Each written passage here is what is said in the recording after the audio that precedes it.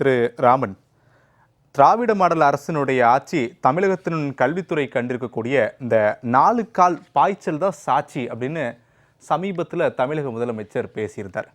அன்பில் மகேஷ் தலைமையிலான பள்ளி கல்வித்துறை பிற மாநிலங்களை ஒப்பிடும்போது தமிழகத்தில் மிகப்பெரிய அளவில் முன்னேற்ற பாதையில் செல்கிறது அப்படின்றார்.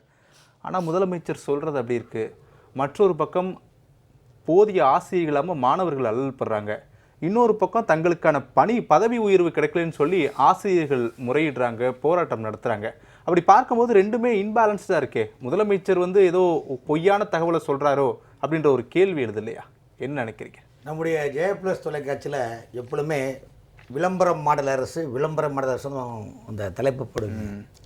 ஸோ உண்மையிலேயே அது இப்போ இந்த ஆட்சி உண்மையிலேயே மக்கள் என்ன சொல்கிறாங்க, இது முழுக்க ஜெயப்ளஸ் எப்படி சொல்கிறது விளம்பரம் மாடல் அரசு, அதே மாதிரி இந்த அரசு ஒரு விளம்பரம் மாடல் அரசு. காரணம் அவங்க இப்படி ஏமாற்றி பொய்யான சொல்லி. இப்போது முதலமைச்சர் சொல்கிறாரு, மருத்துவமும் கல்வியும் எனது 2 கண்கள். முதலமைச்சர் சொல்கிற வார்த்தை மருத்துவமும் கல்வியும் எனது 2 கண்கள். சரி, ரைட்டு. யாராவது தன் கைவரில் கொண்டு தன் கண்ணை குத்துவாங்களா? இன்றைக்கி மருத்துவத்துறையிலையும் பார்த்தீங்களா, பில்டிங்காக கட்டிட்டு போகிறாங்க. ஆனால் அதுக்கான பணியாளர்களும் டாக்டர்களும் அங்கே கிடையாது. அதே நேரத்தில் 2019 அரசு பொது மருத்துவமனை ராஜீவ்காந்தி மருத்துவமனையில் அரசு மருத்துவர்கள் சங்கத்தின் சார்பில் சாகும் வரை உணர இருக்கிறாங்க.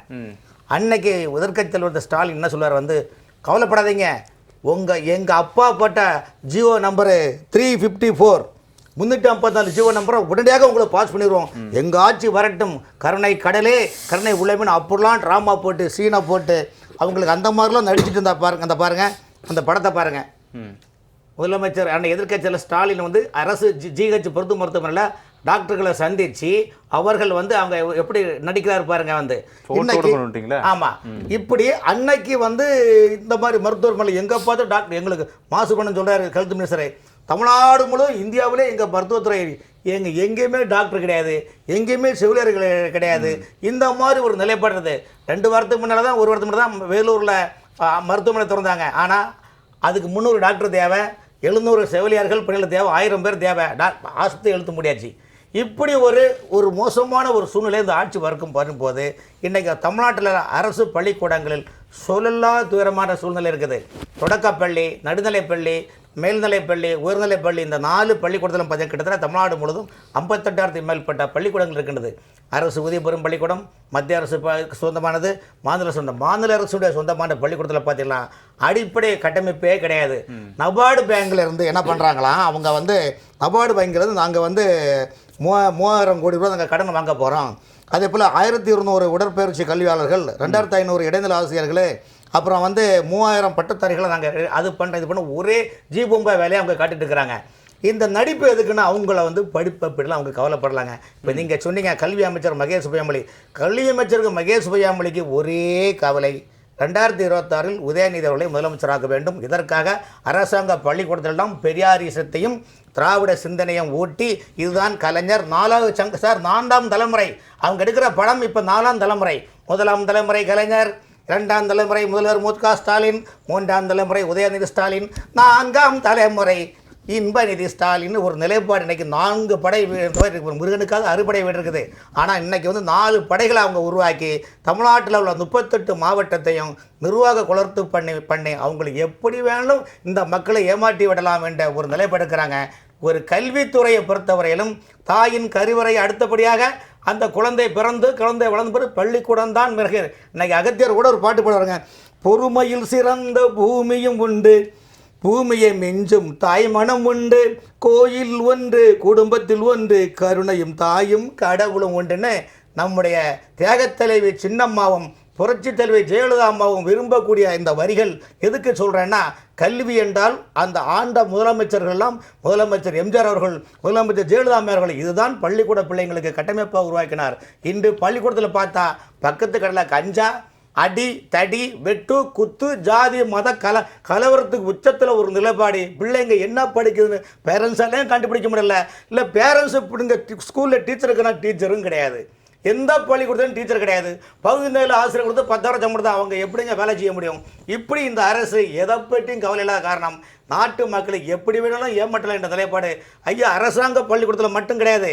இன்னைக்கு அத்தனை துறையிலையுமே 90% அரசு துறையில் ஊராட்சி, பேராட்சி, நகராட்சி, மனராட்சி, மெட்ரோபாட்டு, டோட்போர்டு, பேராட்சி நிர்வாகம், வட்டார போக்குவரத்துறை நிர்வாகம், பொதுப்பணித்துறை, நெடுஞ்சாலைத்துறை, இதில் எங்குமே 60% அதிகாரிகள் கிடையாது, பணிகள் கிடையாது. ஆனால் திட்டங்களை ஒதுக்குவார்கள், டெண்டர்களை வைப்பார்கள், கமிஷன் அடிப்பார்கள், டாட்டா பை பை ஹாப்பி இன்று முதல் ஹாப்பின்னு சொல்லி இதை போய் ஒரு நாடக அரசு, விளம்பர அரசு. இந்த அரசால் மக்களுக்கு எந்த பிரயோஜனமும் இல்லை. ஆனால் ஒரே ஒரு எதிர்க்கட்சிகள் ஒருங்கிணைந்தால் 2020 மாற்றத்தை கொண்டு வர முடியும். அதுவரையிலும் இவர்கள் மக்களை இவர்கள் பொருளாகவே நினைக்கிறது கிடையாதுங்க. இப்போ நாம் இப்போ என்ன சொல்ல முடியும்னு சொல்லுங்கள். ஒரு கல்வி போதனை மற்ற மாநிலத்தை பாருங்கள். நீங்கள் எப்போ பார்த்தாலும் ஒரு ஆண்டுக்கு பல ஆயிரம் கோடி ரூபா கல்வித்துறையில் வருமானம் வருது. அரசாங்க பள்ளி எல்லா நூல்களையும் விலையாத்தியாச்சு. நீங்கள் விலையாத்தாத பொருள் எதுவுமே கிடையாது.